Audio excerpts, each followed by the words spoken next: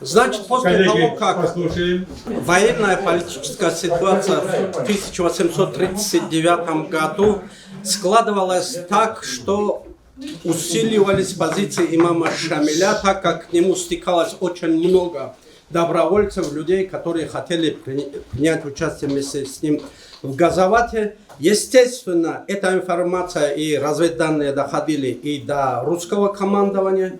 И здесь было принято решение отправить в горы, значит, экспедиционный корпус, карательный корпус 10-тысячным войском во главе с генералом Граби. Надо сразу сказать, что к ним присоединились еще 3500 человек горской милиции тоже. Итого 13500 человек шли, чтобы дать решительный бой, разгромить Шамиля и тем самым покончить мятежом, как они это считали. Шамиль, понимая, что лазутчики, естественно, ему донесли о том, что вышел этот корпус, они двигаются по маршрутам, по направлениям, выйти с ними и открыто сражаться, это было бессмысленно, ни сил, ни средств у него не было, поэтому, естественно, он решил дать несколько сражений наиболее выгодных для него условиях. И до того, как царские войска достигли, значит, гор, первое сражение, серьезное сражение было дано в районе селения Аргвани, это нынешний современный Гумбетовский район, но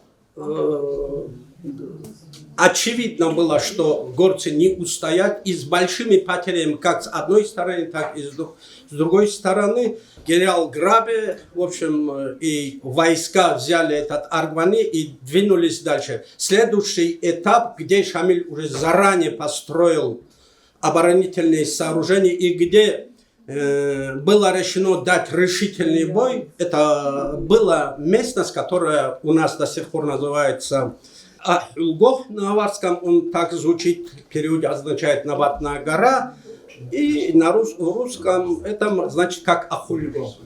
Вот Ахульго, старая Ахульго, новая Ахульго. Естественно, это современная фотография, тогда этих дорог и прочих, естественно, не было.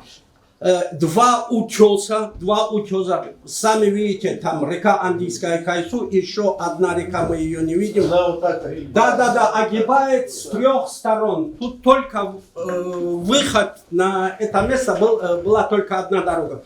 И нужно сказать, что старая и новая Ахульго между собой, там, где они сближались наиболее, был сооружен мост деревянный. Глубина, самая маленькая глубина вот в этом месте была 40 метров. Естественно, это естественное укрепление, естественная крепость для того, чтобы взять по берегу, начали расставляться войска по берегу вдоль Андийского, да, блокируя.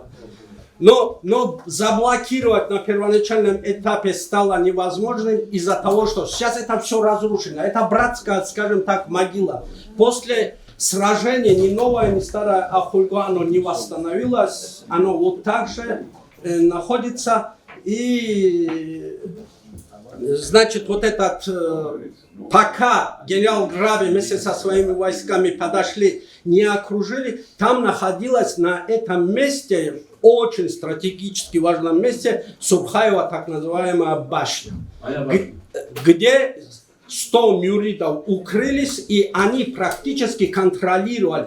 Генерал Граби понимал, что без захвата этого Сурхаевой башни, которая господствовала над всем, ничего сделать защитниками невозможно. И первая задача, естественно, у генерала Граби была захватить, уничтожить вот эту Сурхаеву башню. Было всего-навсего. Я пропускаю здесь расстановка сил, средств, какими силами, батальонами, там, ротами. Это долгая история здесь рассказывать. Достаточно. 4000 человек защищали и старое, и новое Ахульго, из которого сам по данным, по рапортам, значит, и самого Грабя и так далее, там было 4000 человек, из которых они пишут более 1000 человек вооруженных. Все остальные, естественно, жители этих сел, женщины, дети, старики и так далее. Более 1000 человек было только вооруженных. И вот было всего 5 штурмов. 5 штурмов, я коротко остановлюсь, потому что... Можно сразу? Артиллерии сколько было российской? В конечном итоге 30 пушек. 30 пушек. 30 пушек, представьте себе, со всех сторон 30 пушек бьют по этим... Это небольшие участки, но решающее значение, просто опережая говорю, артиллерия сыграла решающую роль в этой битве. Потому что именно благодаря артиллерии они сумели в первую очередь уничтожить эту Сурхаевую башню. Все 100 человек, которые защищали ее, значит, они были подгребены под завалом и так далее. Вот понимая потерю Сурхаевой башни, что это уже решит исход сражения, люди уже сначала, значит, старая Ахульго начали штурмовать, я сейчас вам скажу. Изучив место с Грабе, решил, что прежде всего надо овладеть Сурхаевой башней. 12 июня начались осадные работы. В 5 местах были устроены батареи. И из-за того, что не хватало земли, туры для орудий заполняли камнями. Да и доставка пушек в то или иное место представляла трудности. Кое-где дорогу приходилось высекать прямо в скалах. Русские войска на первых порах действовали ощупью, так как не знали местность. С рассветом 29 июня 1939 года русские батареи провели артподготовку, открыли огонь по башне, и уже к 9 часам батальоны Абшеронского, Куринских полков с 3 сторон подошли к подошве горы и начали подниматься наверх.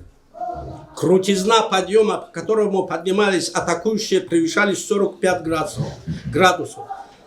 Защитники башни обрушили на атакующих град пуль и камней. Несмотря на это, русские солдаты подобрались к самой подошве горы. Ожесточенный бой длился несколько часов, пока наконец около 16:00 по приказанию Грабе генерал-майор Лабинцев лично повел на штурм батальоны Кабардинского полка. Усилия штурмующих оказались тщетными. Сурхаева башня, вот первый раз, когда они штурмовали, устояла, и русские войска отступили на исходные позиции. Второй штурм происходит 4 июня, 14:00 днем начинается очередная бомбардировка. Значит, и около 17 прозвучал сигнал к атаке. Вот в течение 3 часов, с 2 до 3 артиллерия только работает. 17 часов прозвучал сигнал к атаке, и русские войска начали подниматься вверх. В это время молчавшая до сей поры башня ожила. На голову штурмующих полетели бревна, камни. Был открыт ружейный огонь. Генерал Грабе приказал войскам отойти на исходные позиции снова. Снова заговорила русская артиллерия. От ее огня оставшая часть мюридов погибла. К наступлению темноты ядра и гранаты образовали в стенах башни осыпь и даже некоторые подобие отлогого подъема. Русские солдаты поднялись наверх, но на этот раз им никто не препятствовал, так как все вот эти 100 человек оказались погибшими от артиллерийских разрывов. Это обстоятельство стало решающим в ходе осады. Теперь генерал Грабе мог сократить длину. Пока существовала эта башня, русские войска были растянуты на 4 километра. Но после того, как ее, значит, уничтожили, сузился этот круг окружения. И вообще-то это уже всем стало ясно и генералу Грабе, и самому Шамилю, что падение это дело времени. Третий штурм Сурхаевой башни значительно ухудшило положение осажденных. Русские войска готовились к решающему штурму. 12 июня на помощь Грабе из Южного Дагестана прибыли еще 3 батальона пехоты с орудиями. Командовал полковник Врангель. Численность русских войск возросла до 13 тысяч человек после подкрепления, которое прибыло.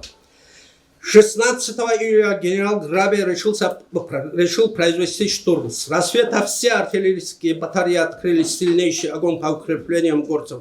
Затем русские батальоны двинулись на приступ. Главный удар наносила колонна Врангеля.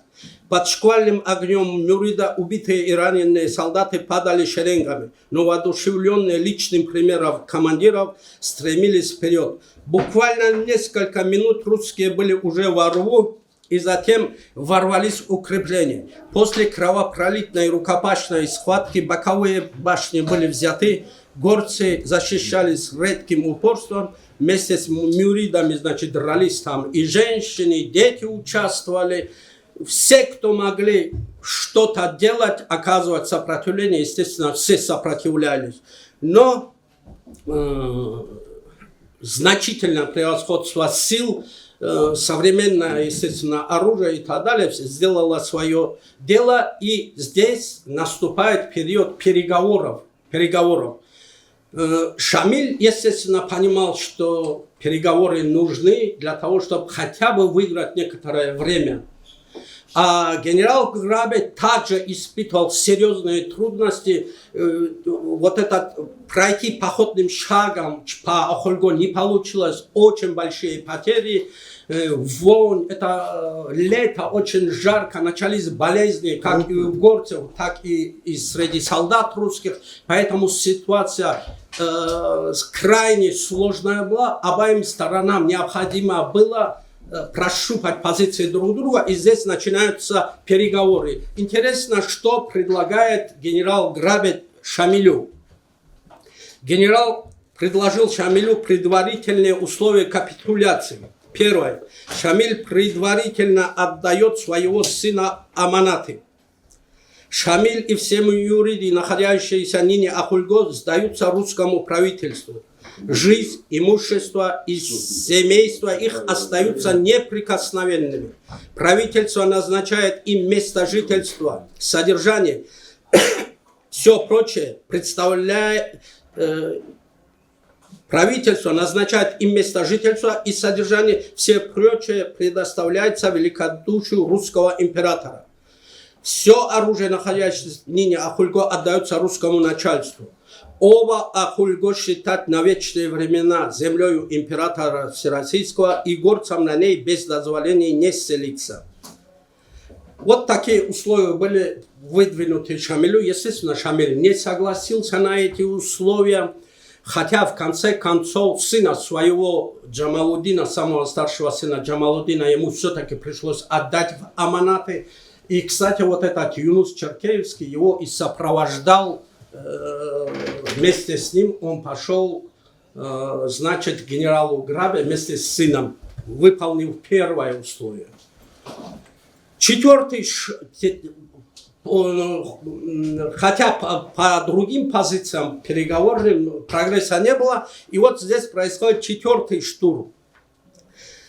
На этот раз решено идти на приступ с рассветом 17 августа 1939 года. К тому времени Ахульго было обложено уже со всех сторон. Для атаки вновь сформировались 3 штурмовые группы. Едва рассвело, загрохотали все русские пушки. Батальон Куринского полка прошел по крытой галерее и быстро начал подниматься по скале, несмотря на град камней. Отчаянное сопротивление мюридов, засевших в передовых укреплениях под начальством Наиба Сурха Акадия, не смогло остановить русских солдат. Горцы с отчаянием врывались в боевые порядки российских войск и погибали на штыках или умирали в разрушаемых саклях. Кровопролитный бой за обладание передовым укреплением горцев длился до полудня. Из защитников Ахульго уцелели немногие, был убит и сам Сурхай Кади. Этот успех позволил русским войскам закрепиться. Утром 18 августа на Ахульго с небольшой свитой взошел генерал Пула, известный генерал Пула, через которого Грабе продиктовал Шамилю прежние условия. Опять повторил те же условия. Шамил явился на встречу, у них около получаса шли переговоры с генералом Пула, но они были безрезультатными. И пятый, последний штурм. После истечения трехдневного срока перемирия на рассвете 21 августа артиллерийская канонада возобновилась. Батальоны кабардинцев штурмовали своеобразный горский бастион. Две углубленные сакли, соединенные крытой траншеей, обороняемые Наибом Ахверди Магомой. Вскоре левая сакля была взята атакующими, защитниками правой сакли удалось отбить все атаки.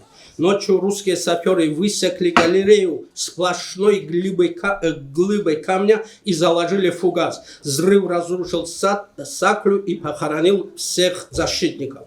С рассветом 22 августа была замечена суматоха в Новом Ахульго. Женщины и дети поспешно покидали старое Ахульго и переходили на другую сторону. Преодолев слабое сопротивление оставшихся от живых защитников, бойцы ворвались в Новое Ахульго. Первым был унтер-офицер Куринского полка Костанецкий. В ауле разгорелись ожесточенные схватки. Даже горские женщины сражались с полным самоотречением, бросаясь порой без всякого оружия на штыки русских пехотинцев. Однако вскоре сопротивление горцев было сломлено, и они бросились бежать. А шельта и рядом с ней есть высеченные пещеры. Значит, в основном они укрывались там. В это время на Новом Ахульго побоище достигло пика. По приказанию генерала Грабе батальоны обширонцев пошли на приступ. Мюриды встретили штурмующих ружейным залпом, но это не помогло изменить ситуацию. К 2 часам 22 августа над обоими хребтами Ахульго уже начали развиваться знамена, русские знамена. 80-дневная осада, эпопея этого Ахульго. Кстати, почему ее считают из значения этого сражения Ахульго по своей значимости, по своей трагедии и так далее. Подобных сражений было немного.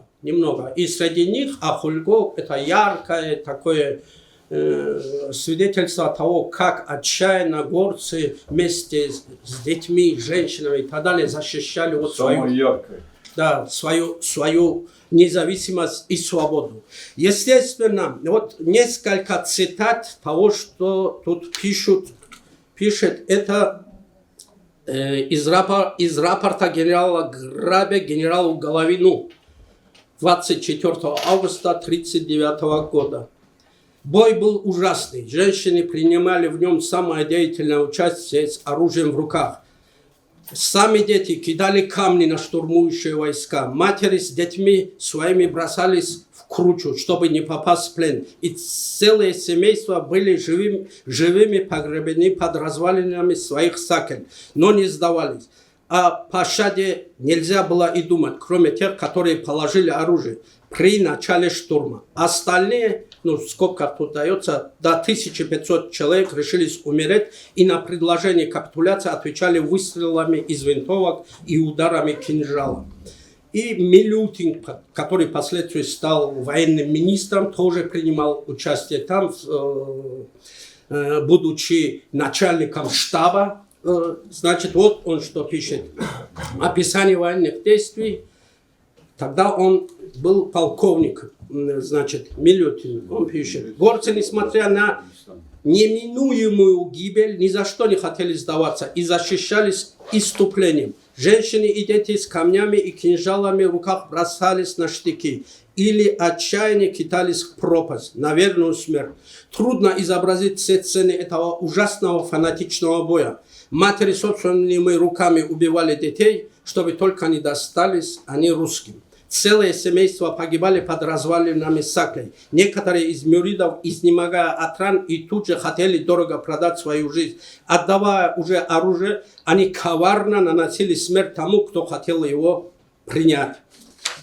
И здесь надо еще сказать о том, что жена Шамиля Джавгарат с малолетним сыном там погибли в этом бою на Ахульго.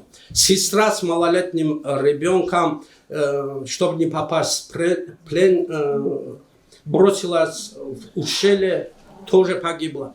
Одним словом, тут много, значит, этих воспоминаний и прочего, ну, чтобы в целях экономии времени я не буду приводить. Было захвачено в плен, это уже достоверно, есть очень много публикаций, статей, посвященных битве Ахульго, но такой фундаментальный, хороший, очень прекрасный труд, 460 страниц, только посвященный этому Ахульго, издал Гаджимурад Данаго. Есть у него очень такой фундаментальный, чуть ли не по минутам, не Списки пленных. Да, и там даже списки детей и так далее. 900 человек из 4... И они затерялись. Из 4000 защитников, вот в основном старики, дети, женщины, вот посписочно есть у него в этой книге, они были захвачены в плен. Естественно, судьба была очень незавидной.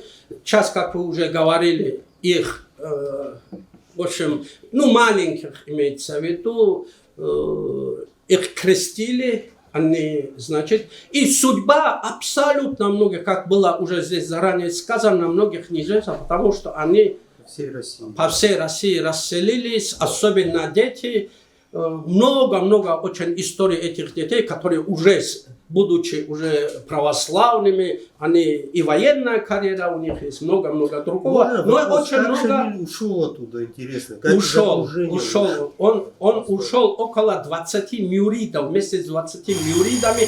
Он ушел, ему удалось вырваться, привязанный сзади с сыном, уходя всю жизнь потом.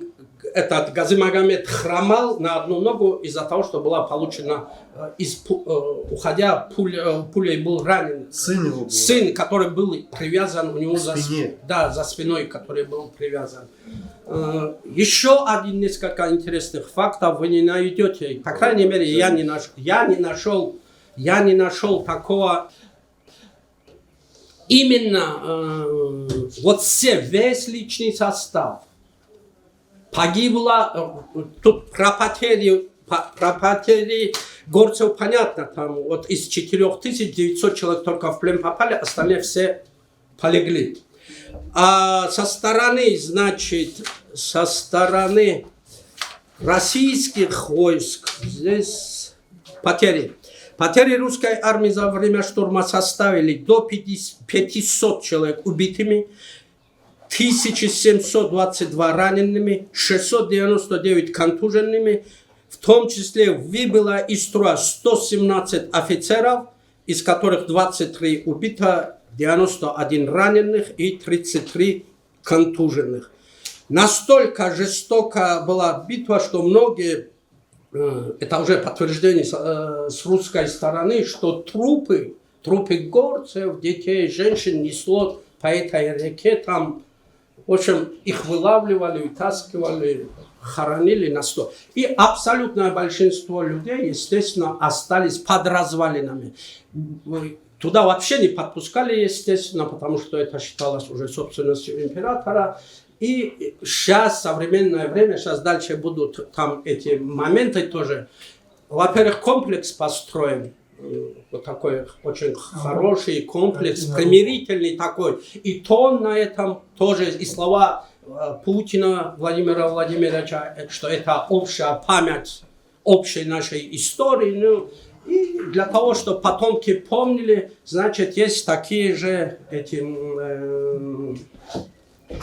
очень много таких запоминающих экспонатов там. Значит, была отлита медаль. Я, например, не нашел, не знаю, у вас может быть сведения какие. За штурм Ахульго весь личный состав, вот весь личный состав был награжден отлитыми вот этими серебряными медалями. Вот за взятие Ахульго называется. Ведь такого тоже не было, по крайней мере, я тоже нашел, что весь этот личный состав, начиная за один бой, за штурм этого селения, чтобы весь личный состав был награжден. По крайней мере, я не нашел, но здесь это факт. И, значит, ну, очень много, в том числе было поручено Рубо, панораму эту, под нее специально построили панорамный. Картину, Да, что да, написал. да. По типу Бородина. Да, Круговую. да. И после, значит, этого осталось небольших 2 кусочка в Махачкалинском краеведческом музее. Оно сейчас хранится, эти картины. И самое главное значение и итог заключения в чем заключается? Конечно, после этого опять-таки пошли реляции и так далее, разгромленные, уничтоженные там и прочее. Но после этого Шамиль уходит отсюда вместе с этими 2 десятками мюридов со своими в Чечню. И там он уже избирается. Здесь он был имамом Дагестана. Там уже он после этого сражения и так далее становится уже имамом Чечни и Дагестана, потому что чеченцы тоже его посчитали и выбрали имамом. И уже после этого блистательная эпоха Шамиля начинается с 40-е годы, когда он этих знаменитых генералов и прочих один за другими начал громить, выигрывать сражения. Но в конечном итоге, что бы там ни происходило, в любом случае огромная Российская империя, Чечня и Дагестан, конечно, не могли противостоять. Итог рано или поздно было тем, о чем мы говорим. И еще один очень интересный факт. Джамалуддин, который был отдан в аманаты с детских лет, значит, обучился там, получил прекрасное образование военное, участвовал во французской отечественной войне и так далее. Какой войне? Французского никак. Да, я извиняюсь, да. И этот, как его, он... Офицер, да. Да, он получил офицерское звание, был влюблен. Что император его опекал. Да, да. И он должен был, император, быть сватом. И вдруг и здесь происходит захват княгинь Арбеляне и Чавчавадзе в Грузии. И здесь Шамиль, используя вот этот рычаг, предлагает царю обменять своего сына на этих Грузинских княжон. Да, происходит вот этот обмен, а Шамиль, в свою очередь, полагал и очень надеялся на то, что Джамалдин, вернувшись обратно, имея богатый опыт военный, знает военное искусство, знает действия российских войск и так далее, он очень рассчитывал, что он станет. Но Европейская культура победила. не столько европейская, может быть, культура, сколько он несколько раз, отец настойчиво, когда просил там взять на себя ответственность, вести войска и так далее. В конечном итоге смысл заключался в том, что я вырос этими людьми. Он объяснял, что их победить невозможно. Невозможно просто. У нас уничтожается генофонд, лучшие люди умирают. Победить невозможно, поэтому нужно на почетных условиях смириться и подчиниться. На что Шамиль, естественно, не мог пойти. И он похоронен в родном селе уважаемого нашего земляка Денга Халидова. Он, этот старший сын, похоронен там. Хотя для многих стесняются этого. Он попал в опалу, и его выслал он из-за отказа возглавить и так далее, и тому подобное. Заболел, естественно, чехоткой и прочее. Он потом умер, и его похоронили вот в этом. Коротко, дорогие... Магомед, можно 2 уточнения сделать для слушателей? Просто здесь прозвучало. Кабардинцы имеется в виду очень интересный доклад, большая вам благодарность. Здесь упоминались кабардинцы, чтобы вы поняли. Это не кабардинцы по национальности, да, речь идет не о кабардинцах. Первый полк, сформированный в Кавказской армии, полк под номером 1 был кабардинский, потому что во время покорения Кабарды он был сформирован в Кабарде и поэтому назывался кабардинский. Потом Абширонский полк появился, Куринский. И между ними во время Кавказской войны у Лапина есть прекрасная работа, было соревнование. Какие полки самые крутые. И все кавказские полки, так как этот был самый старейший полк, первый на Кавказе сформированный, кабардинский полк был номер 1. потом второй, третий, Куринский, И, Обширонский. кстати, кроме медалей, такого опять не было в истории, что за штурм и так далее. Все три вот эти полки были награждены знаменами, специальными знаменами. Тоже там у нас была картинка. Да. Это как афганцы называются. Да. Они тоже получили. Еще Магомед Камиль, здесь наверняка он это знает. Я слушал лекции Хаджи Мурада Данаго на Ахульга, он нам читал лекцию, чтобы было понятно, насколько было ожесточенное сражение. Ну вот это старое, новое Ахульго, это небольшая территория, несколько сот метров. По всему кругу шла оборона, и была настолько ожесточенная битва, что когда убили жену Шамиля, его соратники не сообщили ему об этом. Потому что он сам лично принимал участие, настолько было жаркое сражение. Они ее сами похоронили, и только вечером ему сообщили, что его жена погибла. И он не мог оставить свой фронт, и похоронить свою жену даже не смог. Это сделали его мюриды, его соратники. Настолько ожесточенный был бой, времени не было хоронить своих убитых. И вот эти тела разлагались, сутками лежали, не могли их убрать, похоронить, потому что обстрел артиллерийский шел постоянно.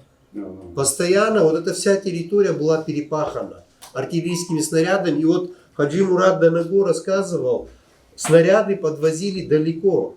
То есть там несколько сот обозы вот эти, запряженные быками, несколько сот повозок, только артиллерийских вот этих круглых ядер туда подвезли. Тысячи снарядов были обрушены на эту территорию. То есть героизм невероятный проявили жители Ахульго, и те же солдаты русские тоже надо отдать должное. Если отмечая героизм защитников при таких сложнейших, русский солдат, он во все времена отличался своей смекалкой, даже когда, казалось бы, невозможно, но 100 грамм вмажет и вперед. Все преодолеет. Я извиняюсь за шутку, конечно. Может, вопросы есть? Давайте вопросы.